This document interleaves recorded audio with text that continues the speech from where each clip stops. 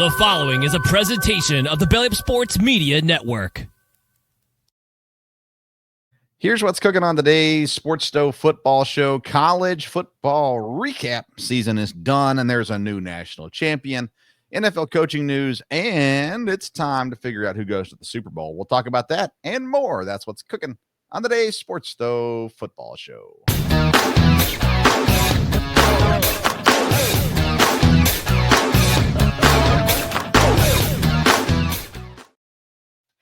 Welcome in to a new edition on a special night of the Sports Stove Football Show presented by Righteous Felon Jerky.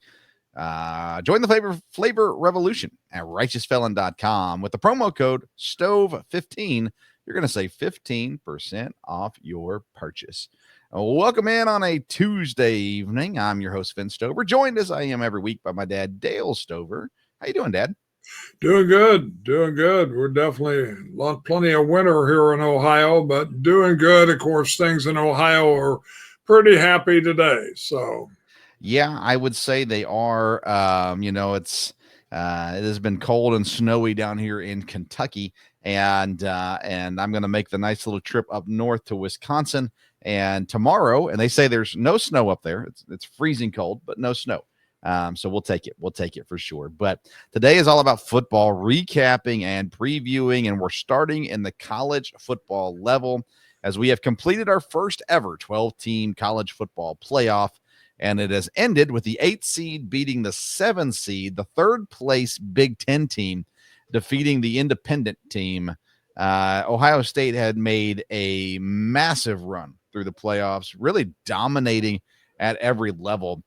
And even against Notre Dame, they won by 11, but they were in control of the game there and pretty much the entire way for the most part, outside of maybe the opening touchdown and that massive opening drive by Notre Dame. After that, it was all Ohio State from then on out. And Dad, you are up in Ohio, and I'm sure spirits are pretty high today in the state of Ohio. yes, yeah, they are. Again, the state up here, the whole state really rallies around Ohio State for the last, over a week. Everywhere you went, you saw Ohio State shirts and things like that. Everybody was that way, businesses and stuff, Friday and yesterday. And, yeah, everybody's pretty happy with the outcome today, no doubt about that. So, and, again, they were dominant. They looked well. They looked really good. And, again, up here, nothing really, trumps beating Michigan. And that was a tough game. But I think being national champions definitely gives them something to hang their hat on. And they're everybody's pretty pleased. So I had this conversation on the Belly Up Sports College Football Championship Super Show this past weekend. And, that's what the guys were saying. They were like, well, they'd lost to Michigan, and that's really all they care about. And I was like, I mean, I know they don't want to lose to Michigan, but winning a national championship, I think I could get over losing to Michigan as long as we won the national championship. Now, granted, I'm not an Ohio State fan, and so maybe I don't understand it, but, Michigan fans, they can try to brag about beating Ohio State all they want, but at the end of the day, Ohio State hoisted the trophy, and I can't imagine that feels good for any Michigan fan, and it should feel great for every Ohio State fan as well. Obviously, the cherry on top would be beating Michigan and winning the national championship, kind of like Michigan did the opposite of that, as they beat Ohio State and won the national championship. So, right, that's the goal, is to do that. But I want to start with Notre Dame. Looking at the game, they just could not run the football. Their quarterback, Riley Leonard, had 17 carries for 40 yards. Outside of him on the ground, they only ran the ball, 8 more times, I think? 8 more times for 17 yards. Like, that's not going to get things done. It's not going to win a national championship. Jaden Greathouse had a phenomenal game, receiving 6 catches, 128 yards, and 2 touchdowns.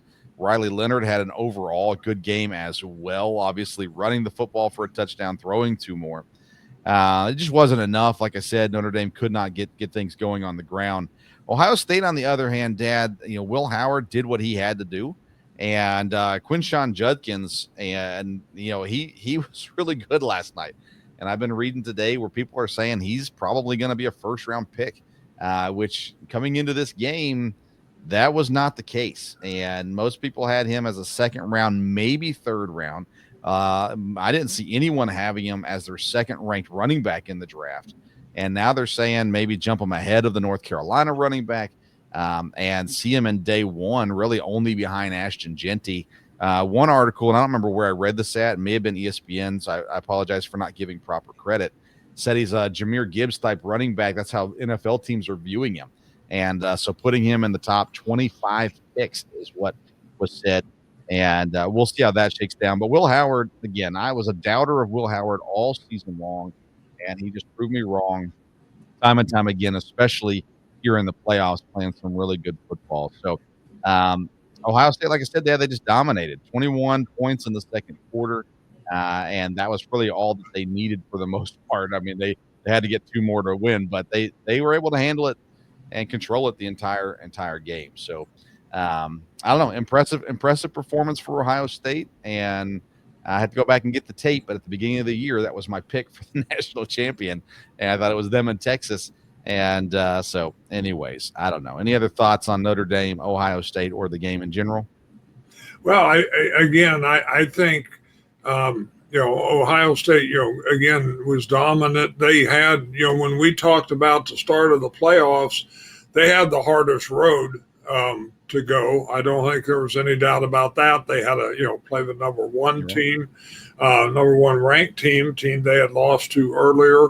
And to me, the playoff, the 12-team playoff was a real success. And I think the way it ended up, makes it that way. You have a team that can win 4 games in a row against top competition. Then yes, I think you can say they're the national champions, and I think that's better than just playing 1 game or 2 games from there. So I think it was good. I think there'll be some things they tweak maybe about the seeding and some stuff like that, Right. and eventually they'll probably add more teams. But I think it worked good. I think even for the teams that didn't win their first game, being in the playoffs and all that, worked out well. So, and I think playing, the first games at home, I think that's good. That was, definitely a real advantage, no doubt about it. But so like I said, I think they'll look at it, and you'd have to have a couple of different years to see where that goes. But Ohio State, I mean, I don't think you can argue, they were the best team this year. They had a lot of talent. I heard people on the radio that, don't like Ohio State, talking about things. And again, NIL and all that comes up from there. But, Ohio State's got a lot of good players. A lot of them will be drafted this year. And I think it was a success. Yeah, I mean, neither of these teams, Notre Dame nor Ohio State, would have made a 4-team playoff. Oregon, Georgia, Texas, Penn State were your top 4 going into these playoffs. And so when you look at that and go, okay, well, the 2 teams in the championship game weren't even the top 4 ranked teams coming into the playoffs. And by seeding, obviously they weren't, but Ohio State was 6, Notre Dame was 5 going into the year rankings. So when you look at it that way and you realize the teams that made it to the championship wouldn't have even been in the running for it in the old setup. Now they do get in, and you said it. I mean, Ohio State opened up with Tennessee. Everyone saw that as being a tough game. Then they go and play Oregon. That's a tough game. Then they go and play Texas. That's a tough game. And each of those were won by at least 2 scores. And so then you get into the Notre Dame game, same thing, still a 2-score game. So Ohio State did what they had to do, played their best ball at the right time, and successfully won the championship this year to ease all other pains from the season as well. Ohio State and Texas are currently the favorites for the 2026 college football championship, and of course, a long way to go before we get to that prediction and that season as well. Dad, what are you hearing about Ryan Day today? I mean, a couple days ago it was he might need to get fired. And what are you hearing from the Ohioans up there about Ryan Day? Yeah, I don't think anybody's talking about firing him today. So, I mean, I think he proved. I heard a comment, saw today a clip from Kirk Herbstreit, which I thought was really good. Of course, he played, for Ohio State, but he just said he knew how low it was at Ohio State after losing to Michigan. He understood that, and he really thought Ryan Day handled it well because he said after that game, just a host of people up here in Ohio is, hey, we got to get rid of this guy. This isn't going to work. And he said, Ryan Day took the high road and he just got his team ready for 4 more games and, got him ready to play. So, I mean, I think he's proved, he's a good coach, no doubt about it. He has good talent there. He can recruit well there. And so, yeah, I think everybody's happy with him. I think there's plenty of job security going into next year for sure. All right. Very good. You good to transition to the NFL? Yep. All right, let's get over to the NFL. A couple of news things going on in the NFL this week. Of course, the Bears found their next head coach in Lions offensive coordinator Ben Johnson. Patriots bring back Josh McDaniels as the offensive coordinator, and the Vikings extend their coach to a multi-year deal as well. Still waiting on the hires of the rest of the teams. Still bringing in second interviews and some first interviews and things like that too. Dad, the Bears, I believe, hired the best available person to them, which really surprises me because we've been saying it for a while now. The Bears are going to bring in some, eighth, what everybody else would have eighth in line. That's who they were going to bring in. They get Ben Johnson. He said it when he got to the facility. I know this division. I know how hard it's going to be, but this is where we wanted to be. So Ben Johnson comes to Chicago. Your reaction to the new Bears hire? Well, again, I think they hired probably the best guy, available, like you said. Definitely, a real great offensive mind. He does know the division. So a little funny for me, a guy going, from a team in the division to be the head coach in the division there. Chicago, again, I think, is dysfunctional in a lot of ways, but he does have a quarterback. And, he can make a real difference real quick. And I'm sure he'll bring in a new staff because they definitely need a change in culture there. There's no doubt about it. And again, if, the owner and the GM will leave him alone, he obviously knows how to coach football. So, again, I didn't really think he would probably choose Chicago to go there, but he does have the quarterback, and if that's what you're looking for, then that was one of the best options out there. So I think, again, I'm never happy about the Bears looking good in the future, but they did make a good hire, and like you said, a little surprising for them. You talk about needing stability, and Ben Johnson comes from a place that needed stability, and Dan Campbell brought it. Dan Campbell brought everything that was needed: a culture change, a stability, an attitude difference, and Dan Campbell brought that to Detroit, and Ben Johnson was a part of that. Now he goes to Chicago. Honestly, I think much like Detroit when they arrived, needing a lot of the same things. And the difference is you come in with a quarterback that should be really good. There is talent on that team. And so they definitely have things they got to get fixed. They're going to have to draft well and sign free agents well. But Ben Johnson clearly believes that they're going to, have a similar vision to what he foresees that he wants for this roster and things as well. He brings in Dennis Allen as not officially yet, but it looks like Dennis Allen is coming in as the defensive coordinator, well-respected defensive mind, not a great head coach, but a good defensive coordinator. It looks like he's bringing him over from New Orleans, and also Darren Rizzi, the interim coach for the Saints, special teams coordinator, is also reported to be coming to Chicago. So he's putting together a staff with some veteran coaches, guys that have, a resume, a very good resume. And I think the Bears have a lot of potential to see improvement early and often, depending on what the GM does. And I still can't believe they didn't fire Ryan Poles, but he's still there. So how will they discuss the roster? What will they do with it? We will see. But good hire for Chicago, for sure. Let's see here. I think that's it with the coaches stuff I wanted to talk about. So let's head into Saturday. Look at the games from this past weekend. Let's start with Houston and Kansas City. Kansas City gets the win. And Dad, I have been somebody who has been very much the quit. Everybody needs to stop saying the game is rigged and the refs, lean towards Kansas City. And I watched that game and I just walked away going, my goodness, those refs were so lopsided. The stuff that they called, the stuff they didn't call. It was embarrassing, I think, for the NFL to watch this. Now, what I did, Patrick Mahomes is a smart player and he knows how to draw fouls. You see this more in the NBA than you do the NFL usually. He knows how to do it and he did it very well. The referees have to be better than that, though. They have to know that he's baiting it. They have to know that he's selling it, those kinds of things, and they have to be better. Would have the Texans won if the officiating was even? I'm not sure, but they definitely would have had a shot.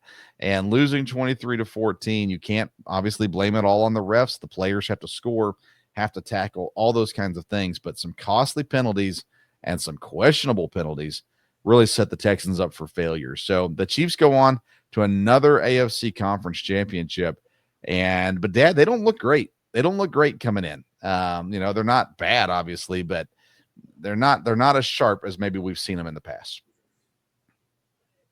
Yeah, again, that's true. But again, the further they go in the playoffs, they have experience. Again, they've got the coach. There's no doubt about that, and they have talent. So, I thought Houston put up a good fight, and I thought that was good there, where they have rebounded a little bit, win a game in the playoffs, and then be respectable on the road at Kansas City. So I think there's still good days ahead for Houston, no doubt about it. The officiating, there has been a lot of talk about that.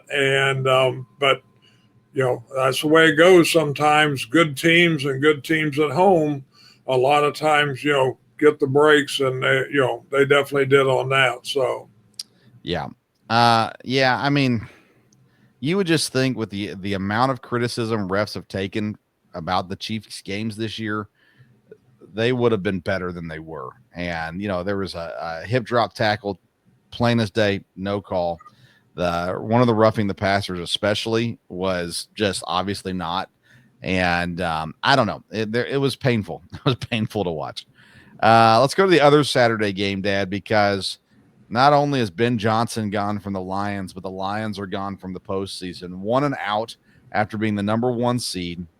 A horrible weekend for Michigan sports fans as the Lions go down Saturday and Ohio State wins Monday. Listen, the Lions have been a very good team all year. They're still a good team. We said it last week. We picked the Lions, or did you pick the Lions? I don't remember. I think no, I picked Washington just for the fun of it, but I did. That's right. You didn't believe it, but that's what you picked. Washington, listen, and I said last week, they definitely, I think, have the upset potential here. But 45-31, again, a controlling victory. And obviously I like the Commanders way more than the Lions. So I'm excited about it for sure. But what an impressive outing for the Commanders this week. And to see a rookie quarterback, with a new coach, and he's coached before, of course, the defense playing really, really well against the number 1 team in the NFL. You just look at it and go, my goodness, this is what it had to be for Washington. Jahmyr Gibbs was very good for Detroit.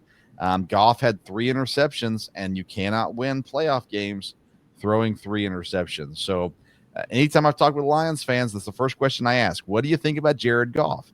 And they say we believe in Jared Goff. And I go, I just can't do it. Like, I just can't do it. Jaden Daniels, 299 yards, 2 touchdowns to go on with 51 yards rushing. And Dad, Washington they did everything they had to do to win that game. Yeah, they did. And, like I said, Detroit, Detroit did have a lot of injuries this year. There was no doubt about that. But, they came in as the number 1 seed. They were playing at home. And Washington just continues to play well. The coach, does a great job there of having everybody ready to play.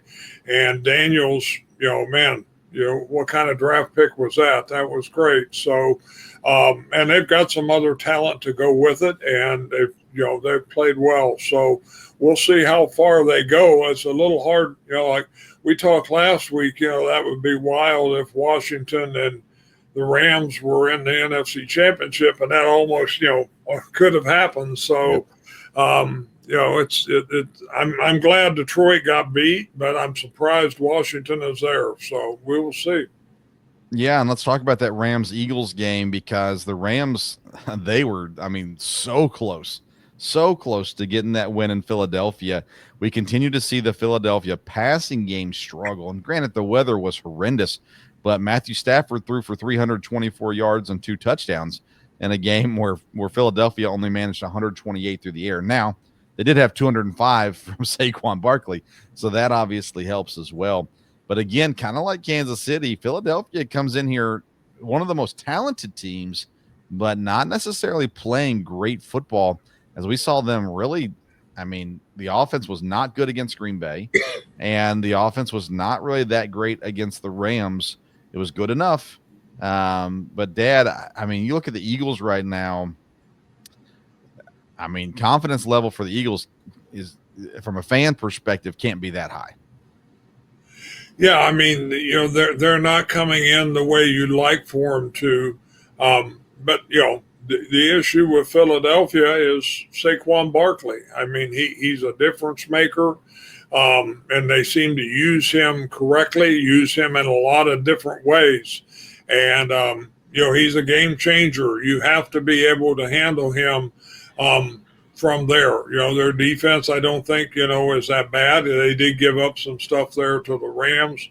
And that game, the weather really was horrible. So it's a little hard, it was that way for both teams, obviously. But, that was a difference there. Of course, don't know what the weather will be like this week either. So in Philadelphia. So. Well, and talking about the Rams, Dad, not only was Stafford on, Kyron Williams, he had 106 yards as well. Puka Nacua was really, really good. Even Cooper Kupp made some really good catches. They had 3 fumbles, so that definitely didn't help them, but the Eagles had 2 fumbles. It's just one of those things where you look at it all and you go, it was in their grasp, but they couldn't quite get there. And we'll talk more about Eagles and Washington in just a second. But Matthew Stafford said he's kind of, going to have to take some time now and figure out what the future holds for him. Every time I see him, he just looks beat up. So I'm not sure how much longer Matt Stafford can hang around in the NFL. Dad, Bills and Ravens, a good game as we anticipated, 27-25. Bills advance to the AFC Championship game.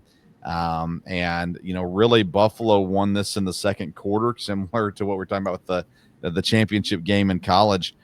Josh Allen, he looks the part. Everything he's doing right now looks like the kind of quarterback that takes your team to a Super Bowl.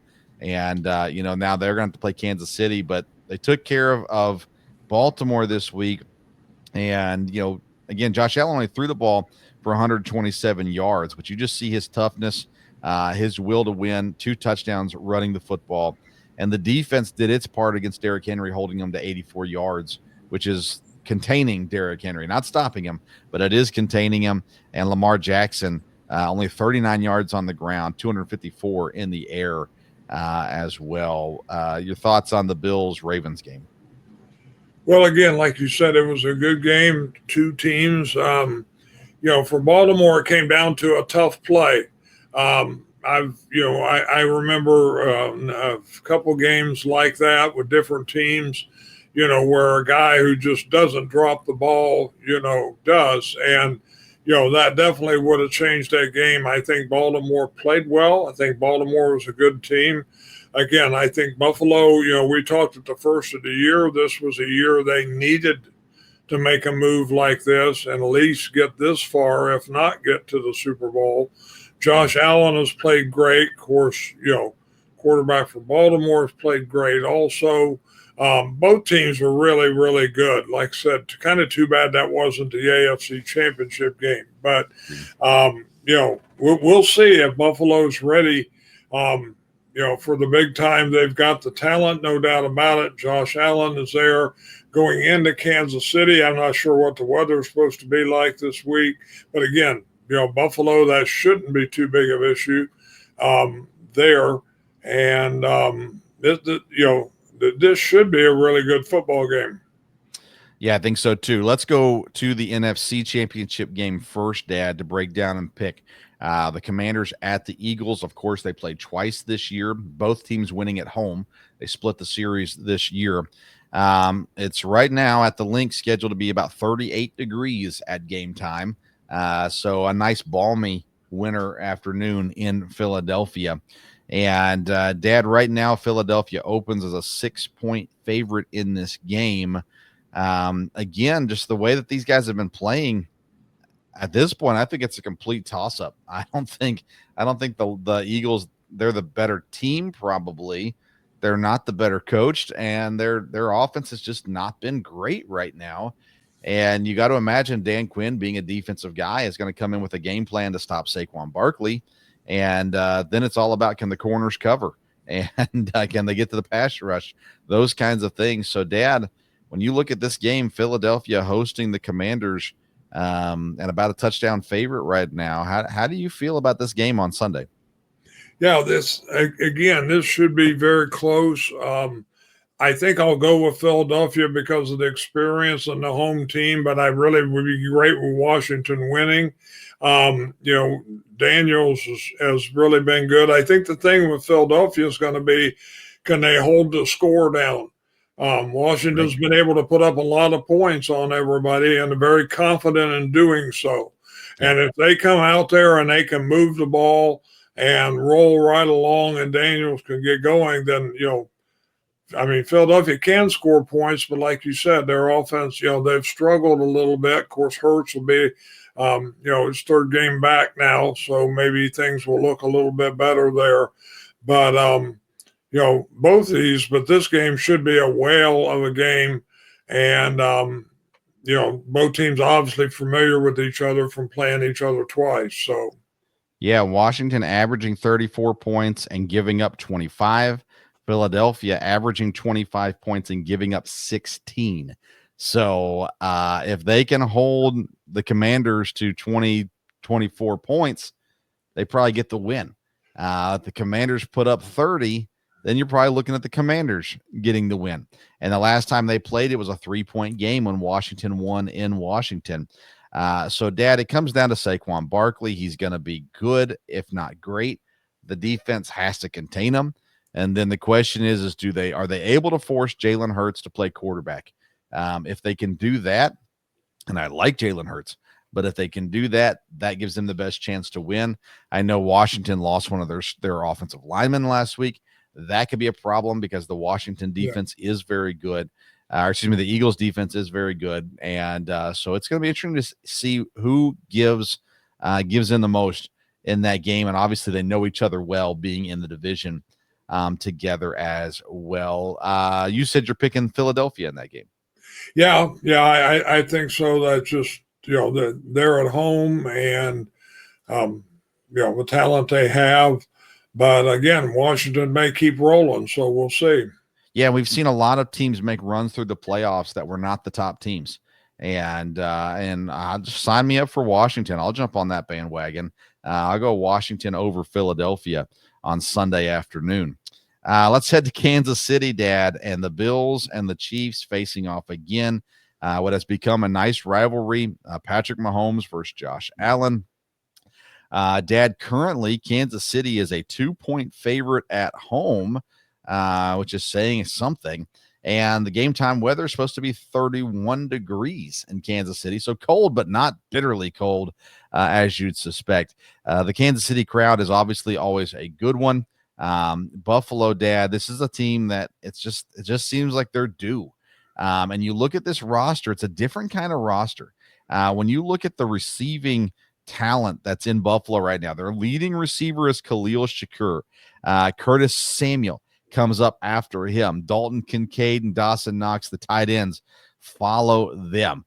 Keon Coleman, their rookie, it's just not, he's a rookie.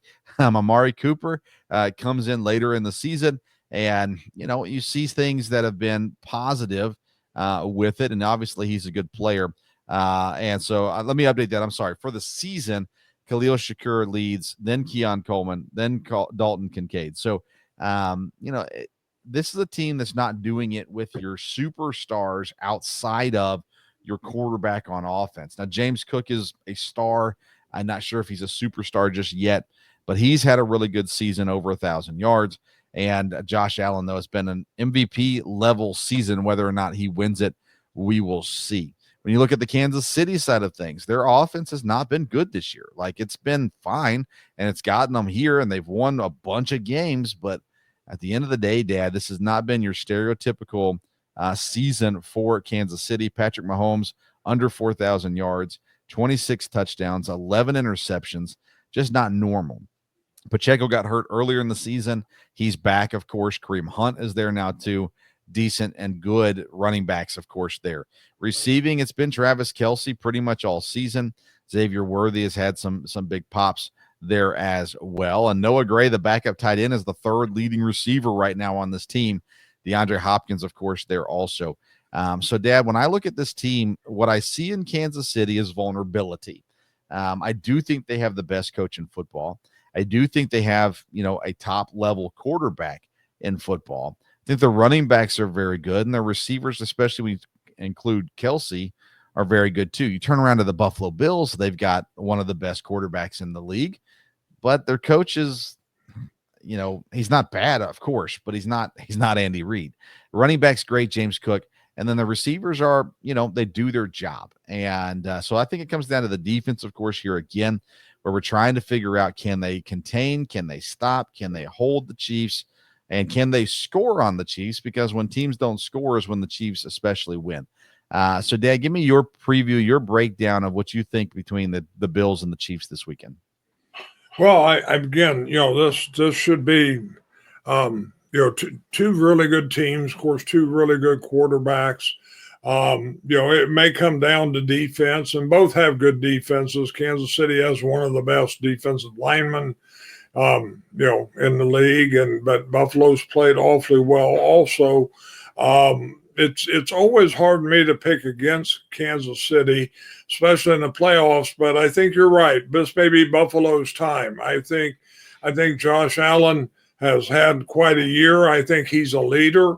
I think James Cook will be the key here if Buffalo wins, for them to be able to control the game, and be able to run the ball, and they've been able to do that with him. And then the defense will play well. They spread it around on offense, and are able to do that. So that's good.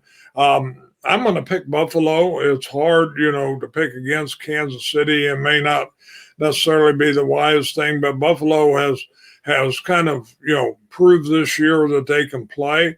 They had a little bit of a lull earlier in the year, and now they've come back and been strong in the playoffs. So this should be, both these should be very good football games on Sunday. But I'll pick Buffalo. Yeah, so Kansas City throughout the season has averaged 22 points and given up 19. Buffalo's averaged 30 points and given up 21. It's about offense in this game. And if Buffalo can outscore Kansas City. So the question is can they put points on the board? Because the Kansas City defense in the playoffs are averaging only 14 points in this one game that they played. So you have to look at it here and go, okay, if Buffalo can put points on the board, it's kind of like Washington, right? If Washington can put up 30, if Buffalo can put up 30, they win this game. And I'm intrigued to see if they can do it. Tough environment against a tough opponent. They cannot go into this game thinking it's us against the refs. They just can't do it. They have to come into this game minds free and play football. If they do that, they win. Dad, I'm picking Buffalo as well. So I'm going Buffalo and Washington. You're going Buffalo and Philly. Some of this is, I admit, I don't want to see the Chiefs in the Super Bowl again. As much as I love Andy Reid, I don't want to see the Chiefs there again. So I'm going Bills and Commanders this weekend. Dad, you're going Chiefs and Bills and Eagles this weekend as well. All right. Any other thoughts on the NFL? No, like I said, it's been a good year. There have been a lot of surprises in some ways. Of course, Washington's still going as one of them from there. And, I think we're set to have two good playoff games.